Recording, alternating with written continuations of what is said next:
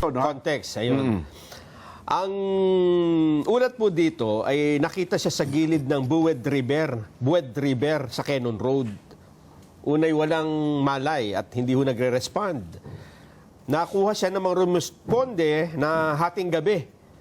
Nadala pa sa dineklarang patay ng doktor na si Gian Frances Salinas, 12:02 ng hating gabi. Ang driver naman po ni Cabral, ang pangalan ay Ricardio Muñoz Hernandez, siya ang huling kasama ni Cabral. At sa kanyang kwento, binabagtas po nila ang Cannon Road mula Baguio nang magsabi si Cabral na ibaba siya sa Purok Maramal, Sitio Camp 5 sa Barangay Camp 4 alas 3 ng hapon. Nagsabihan niya ito na iwanan lang siya doon. Pero dalawang pangyayari ito, Jen, ha?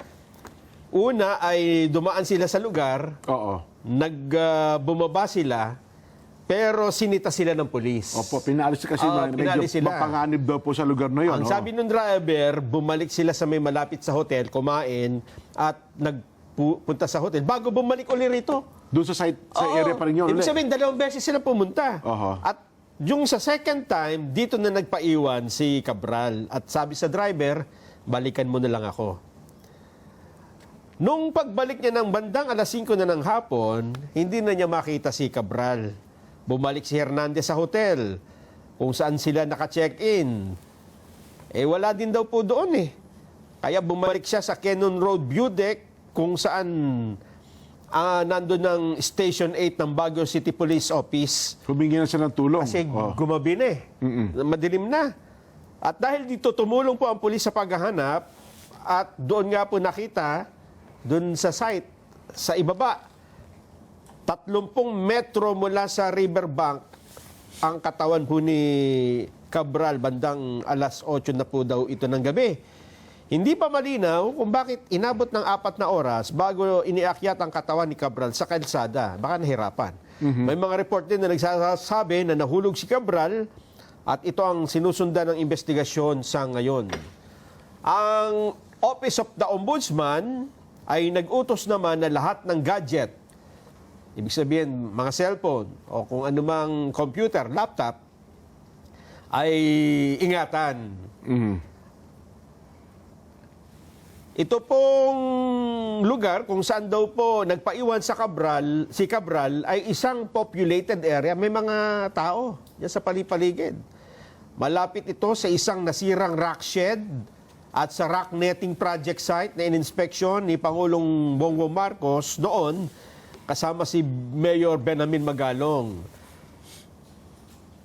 Iniugnay din hindi na ito, background na ito eh. O yun po ang pangyayari, Sen. So yun. Pero ngayon kasi parang marami tuloy ang lumalabas na mga balita kung ano talaga ang naging nangyari dito kay Yusek Cabral. Dahil nga sa mga pangyayaring ito, Sen. Pero base sa paglalahad mo, Nelson, parang gusto niya talagang pumunta sa lugar na yun eh. Bumalik pa eh. Opo. Una, tama ba yung sinabi mo na binawalan sila ng pulis sapagkat napanganib yung lugar na yun? So, umalis nga. Tapos sabi mo, bumalik uli. So, ibig sabihin, parang gusto niya pumunta talaga sa lugar na yun. Pangalawa, napansin ko, nabanggit mo kanina, bumalik yung driver para balikan siya, di ba? Kasi sabi ni, iwanan mo ko pero balikan mo rin ako. Oo nga, pero hindi ba niya hinintay na dapat tatawag, balikan mo na ako. Di ba dapat may... Usually ganun mo eh. Hindi ba dapat tatawagan ka? Balikan mo na ako rito. Nasaan ka na? Tagal-tagal mo naman. Ayun nga. So bakit kagad bumalik yung driver nang wala pang pasabi? Mga isang oras daw po ito. Isang oras sa pagitan, nagpakarga daw siya ng gas eh, di ba? Yun ang mayroon pang istorya ng Oo nga, pero di ba karaniwan, hihintayin mo yung... tawag ng boss mo. Kasi iwanan mo na muna ako dito. Di ba pang karaniwan? Te-text na lang kita. Tatawagan kita. Wala bang ganun? Wala po. Walang ganun, Sen, no? Well, ayaw naman ho nating magbigay ng mas malalim pang komento sa bagay nito. Una, ay iginagalang natin, nirespeto ang pangyayari po dito kay Yusek Cabral at maaari ay pag doon, nananangis yung pamilya nila. Ano ha? Ukol sa bagay ito. Pero siyempre, yun nga po ang ating sinasabi, maraming katanungan sa isipan ng ating mga kababayan sa pangyayari ito. No? At hindi naman Palagay natin ko, maalis yan. kasi ang mga katanungan na yan ay patuloy pang dadami siguro. Opo. Dahil alam naman natin, si Yusek Cabral ay dating nagsilbi sa DPWH. Opo. At alam din natin, very sensitive yung kanyang posisyon. Lahat ay mag-agree sa katotohanan na yung kanyang posisyon na yon ay masyadong maraming, naglalaman yun ng maraming impormasyon tungkol sa kung paano inilalatag ang mga proyekto ng ating pamahalaan. Kasi DPWH ito, Jen, Opo, Nelson. usage for planning po siya. Oho. At hanggang sa maaalala ko, mula nung ako ay naging chairman ng Blue Ribbon Committee, ay talagang halos umiikot sa kanyang opisina yung mga unang katanungan dyan. Opo. Lalo na yung mga proponents ng projects, kung paano nilalatag yung mga tinatawag na, kung paano pinalalaki yung mga pondo, kung paano binabahagi. Talagang yung opisina niya ang nakatutok dyan. Oho, tama. At maliban pa dun sa tinatawag nating mga applications. Siya yung umahawak kasi niyang mga applications. Ganun ho ba? Oho. So siya yung nakakaalam kung ano yung mga coordinates Yun. ng mga project. Oho. Kung talagang gugustuhin niya na sabihin kung nasaan Oho. ang mga coordinates ng lahat ng projects, lalong-lalo na yung pinag-uusapan noon na flood control, siya talaga ang bukod na opisinang nakakaalam ng lahat ng mga sensitibong impormasyon. Nasa opisina po niya yun, no? Ngayon, dahil nga sa kahalagahan ng opisina niya,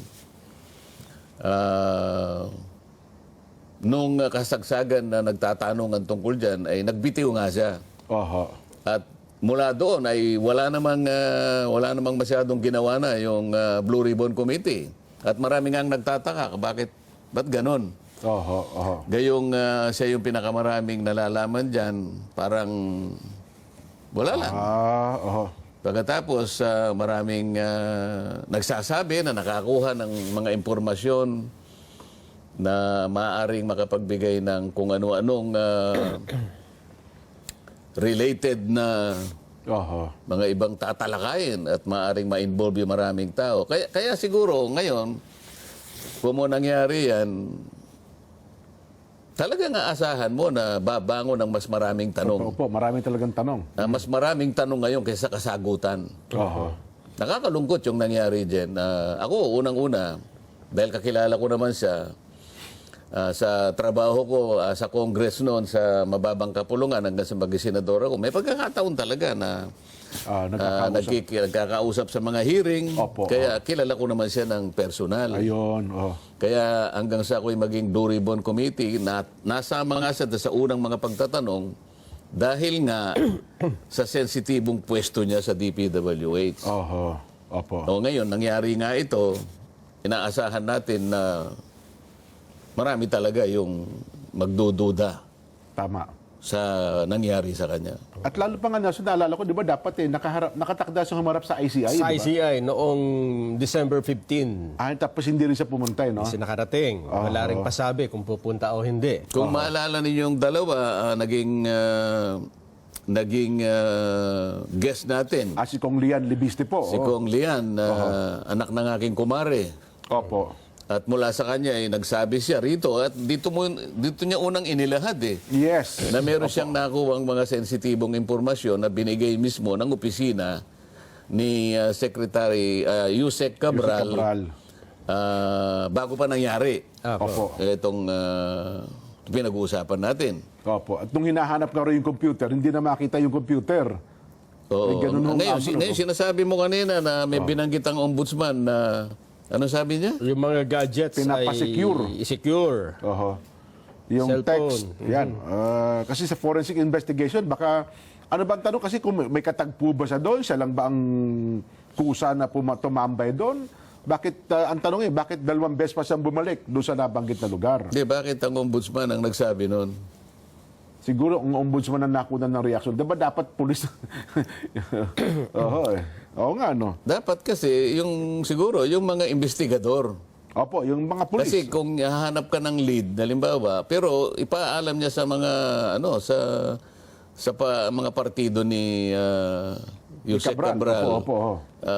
Sa tingin ko, hindi yung ombudsman ang nagpapanukala ng ganun, kundi yung mismong mga investigador na nagsisimula para malaman ang mga katotohanan sa pangyayaring ito. Bagay, Diba? malamang SOP naman sa mga pulis. Siguro nakunan lang ng reaksyon ng reporter si Ombudsman Rimulya. Ano ha?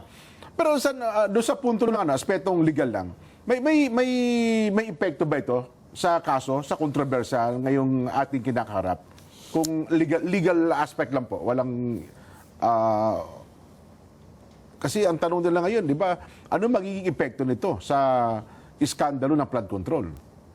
Ang magiging maraming epekto sa tingin ko kasi nga yung sa dami ng mga impormasyon na dapat sana'y nailahad niya o naikwento niya, maaring yung iba ngayon ay hindi na makikita. Ayun. Di ba? Opo.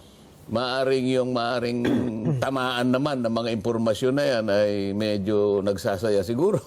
Ayun. Oho.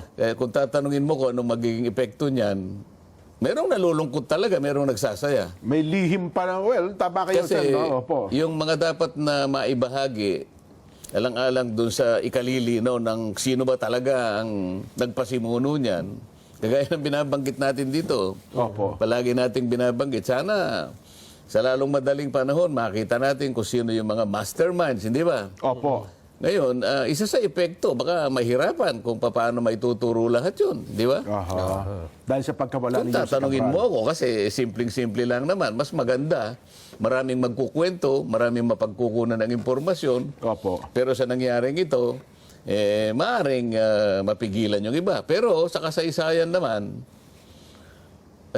kung minsan, meron tinatawag na yung twist of fate. Opo. Sa ibang pagkakataon, bigla na lang lilitaw naman yung mga ibang... kasi mag-iiwan naman ng bakas lahat eh. Tsak po yun. Di ba? Oho. Hindi naman isang tao lang siguro nakakaalam sa kanyang opisina. Mga ganon. Well, anyway, ako naniniwala naman sa makabagong kaparaanan ng investigasyon ngayon sa part ng Baguio PNP ng Cordillera. Tsak, magkakaroon ng malalimang investigasyon siguro, Sen. Ano talaga naging dahilan ng naging kamatayan nitong si Jose Cabral? Hindi lamang yung kamatayan niya mismo, kung hindi yung epekto ng pagkawala Ayan, niya. opo, Kasi nga, nawala siya habang hindi pa ganap na natutukoy ang lahat ng dapat matukoy. Oho. Habang naglalaro pa sa isip ng mga mamayan natin, saan na ba patungo yung mga investigasyon na yan? Ayan, Bakit opo. nangyari itong ganito? Oho. Di ba? Oho.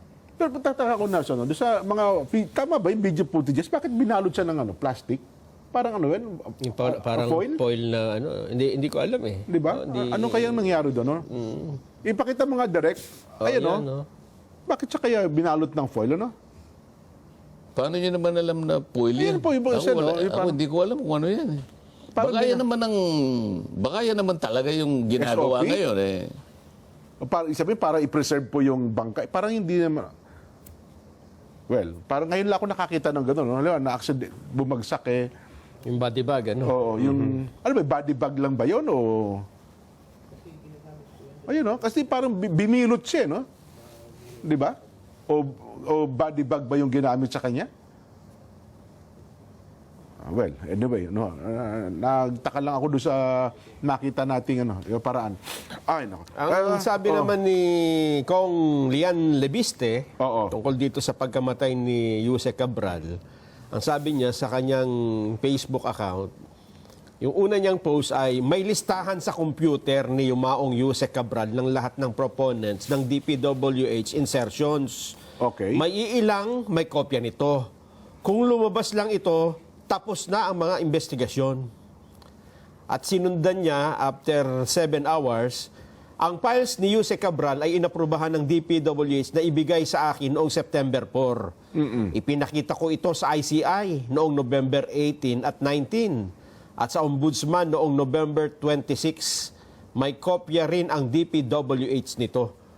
Pero mukhang sabi ng ICI, wala silang kopya nito no? Nakita lang nila.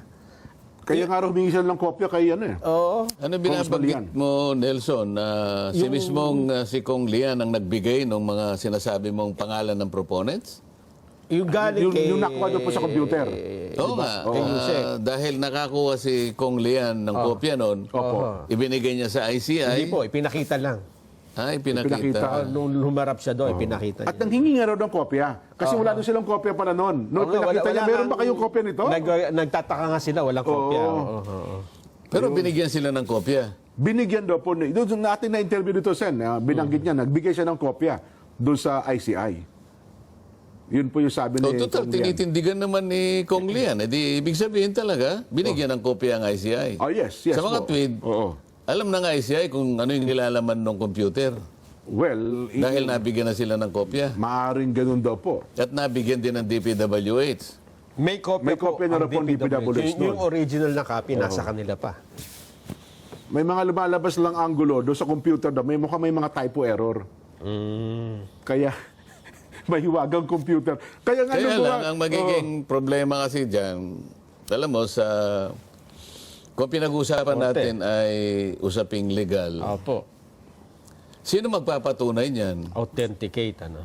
Yung authentication kasi ay bahagi ng pagbibigay ng probity sa isang nakakalap na ebidensya. yes po. Oo. Kaya nga, pagka ikaw ay may-ari ng ganong kasulatan o anumang klaseng ebidensya, lalo na kung documentary evidence, Opo. authentication ang pinag-uusapan. Karaniwan, maaaring ang isang dokumento may pirma ka, so ipipresenta ka sa harap ng korte at tatanungin ka, ikaw ba ang gumawa nito? Ayun. Oo.